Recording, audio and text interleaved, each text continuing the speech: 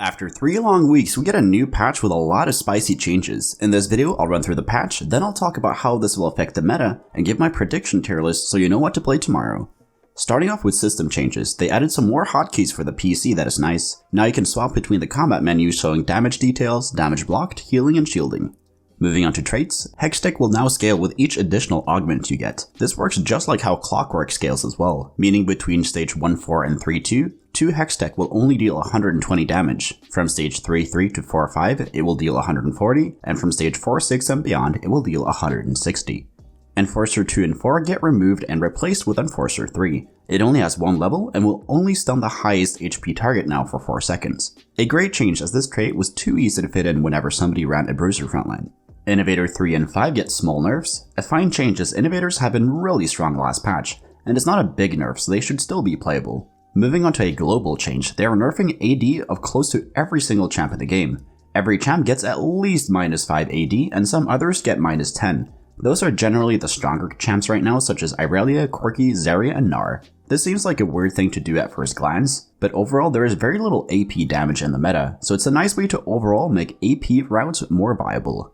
Another thing to note about this is that it's all power neutral since everything gets nerfed when comparing AD carries to one another, such as Twitch and Draven, who only lost 5 AD, will be affected by the same amount. Moving on to 1 cost, Caitlyn gets an attack speed buff, a great change as Enforcers got hit quite hard, so this should make her a better unit to play if you want to kill units in the early game, but overall I will play her less now since you will realistically only activate her sniper trait on stage 2 and 3, as you need Fire Jace to activate 3 Enforcers. Ezreal gets a small nerf. Now he will gain a little less attack speed when he's casting. He was also one of the few champions that didn't get his AD nerfed, so this should make him a little stronger after this change. Moving on to 2 costs, Swain gets nerfed across the board and at all levels. Now he will deal and heal more when casting a spell, a great change for anyone that loves reroll Arcanists. Corki gets nerfed across the board. His spell will deal a little less damage, but he also got hit hard with a -10 AD nerf earlier as well, so he will be noticeably weaker now. Rek'Sai gets a mana buff. Now she will cast faster and also do repeat casts faster. A nice change to see as she hasn't been great at any point in the game so far. Sejuani gets a +50 HP buff to compensate for the Enforcer nerfs. Overall a good change as she was already really good, so no need to overbuff her. Quinn gets nerfed and will now deal less damage with her spell at 3-star, and it will overall stun for a shorter period of time. Warwick gets nerfed at 2 and 3-star, now he will heal less with every auto attack. A nice change as this dog needed a nerf, although it looks small, but since this scales with AP, he gains less from Titans as well, so it will be a noticeable nerf, but not enough to kill the comp. Moving on to 3 costs, Malzahar gets a tiny rework / nerf. Now he has more max mana, but he has higher attack speed and deals more damage. This is a nerf to Synaptic Web or the mana reduction mutant traits. Now he prefers Sojin over blue buff, and items like Rageblade are more viable on him. A nice change, but should overall be a noticeable nerf. Vex gets nerfed across the board. She will now be less tanky, which is not good news for the Yordle enjoyers out there. Zac gets a buff. Now he will be more tanky when he casts a spell. A great change for reroll Warwick, as Zac is mostly the primary tank in that comp. Moving on to 4 costs, Irelia gets nerfed. Now she has a higher max mana, and will deal less damage with her spell. 2 things to note here is that she also received a -10 AD nerf earlier, and if she kills a unit with her spell, she still gets the reset, so this is mostly to give your frontline a little more time before dealing with her. Overall a good change as she has been a little too strong now for the past 3 weeks. Draven gets nerfed at 1 and 2-star. Now his spell will deal a little less damage, but the majority of his damage comes from his spell's AD scaling, which didn't get nerfed. Moving on to 5 costs, Galio gets a buff at 1-star and will deal more damage with the spell now. Jace gets a small nerf at 2-star, and now he will deal less damage in both ranged and melee form. A fine change as 2-star Jace was a really strong carry that felt impossible to beat at times. He also gets nerfed at 3-star, but your board is getting wiped regardless, so it doesn't matter. Silcoa gets buffed at 2-star and 3-star. Now his spell lasts 1 second longer, which is huge, especially if you have a slower paced comp. The explosion range is also increased at 3-star, which is nice. Zeri gets a buff or a nerf depending on how you look at it. She got bug fixed, so now she won't be stuck at 1.0 attack speed, but if you don't have any attack speed buffs for Zeri, this is a big nerf, as she will start at 0.8 now as opposed to 1.0. But she is able to scale her attack speed up now beyond 1.0, so if you are investing into her, it's a buff. Her damage gets slightly nerfed at all levels, and she also got a -10 AD nerf, but most of her damage is all AP anyways. All in all, a buff to Zeri as a carry, but a nerf to Zeri as a synergy bot. Moving on to items, there's only one change here. Edge of Night will allow champions to now keep attacking and casting their spells while they're cloaked. A big buff to units that get their ultimates cancelled, such as Kai'Sa. Moving on to augments, there are some quality of life changes first of all. Now you will never be offered 3 economy augments anymore. Overall a good change as you don't always want or need an economy augment. You also need to pick your augments 2 seconds earlier now, as some bugs would occasionally appear if the game picked the augment for you.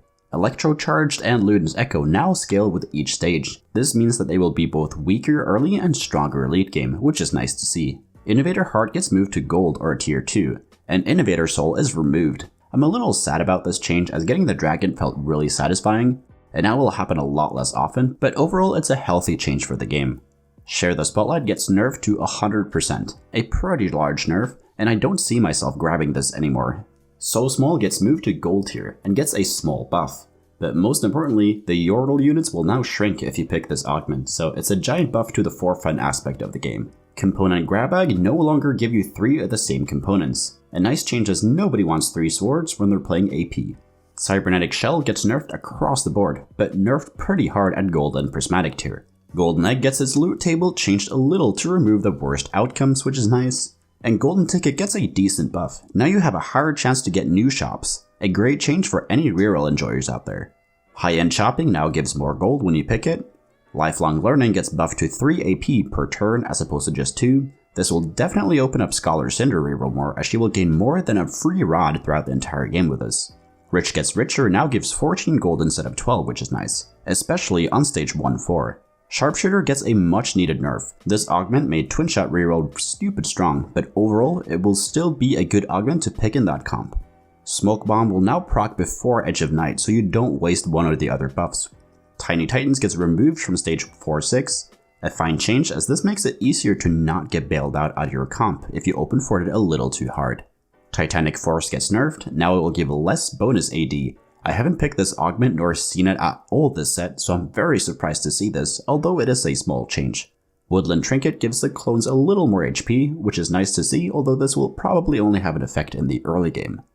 There are also some changes to Double Up. Now it will take a minimum of 10 seconds before it can get reinforced. This will only have an impact when playing against open forters, as now you won't go straight into your ally's board after beating somebody with just 2 units on their board.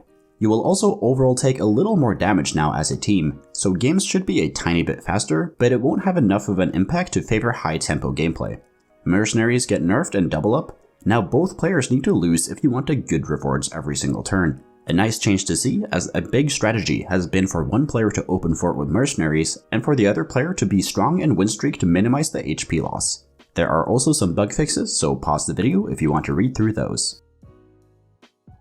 Now to understand how the meta will change, we have to look at what the meta looked like on patch 12.5. This meta was dominated by Warwick reroll and Innovator variants.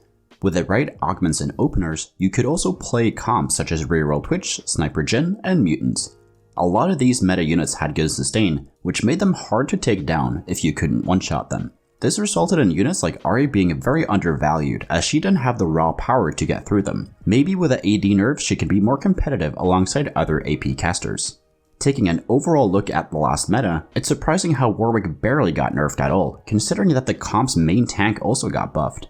Innovators will hopefully not find another variant that is strong, although Jhin has been performing well with it. Now let's take a look at my tier list. I will be shocked if Warwick reroll isn't one of the best comps to play next patch, considering its current strength and the fact that it's only getting a small nerf. Additionally, it won't be affected too hard by the AD nerfs, as Warwick deals mostly AP. Renata Bruisers wasn't too bad last patch, and I have faith that she will be at least A tier, and she will likely be S tier as long as she is able to actually kill Warwick. Ahri and reroll Arcanist will likely be one of the better comps as well, especially after the buffs to Swain. But once again, as long as they can get through the sustain of Warwick, they should be playable. Jhin has never been the strongest comp yet this set, and I don't think this patch will make him any stronger than he already was, which is why he lands in A tier like he was last time. Now I'm not 100% sure about the rest of the tier list. I think that with Warwick's prominence, more reroll comps might become meta such as Talon and Syndra due to the large AD nerfs to other comps, and they might swap places with VIP Draven and Innovator Flex. Like I mentioned earlier, this is only a prediction tier list, so this is likely not 100% correct. So I'll make another updated tier list and strategy on how to climb later this week, once the meta has been out for a couple of days. Thank you so much for watching. If you learned something, please leave a like and subscribe to the channel. Comment down below what video you want me to make next, and if you want to get better at TFT, join the Discord. We got over 7,000 other players there who are hungry to climb, and if you want to get coached by me, the information is over on the Discord server as well. So take care and see you in the next video.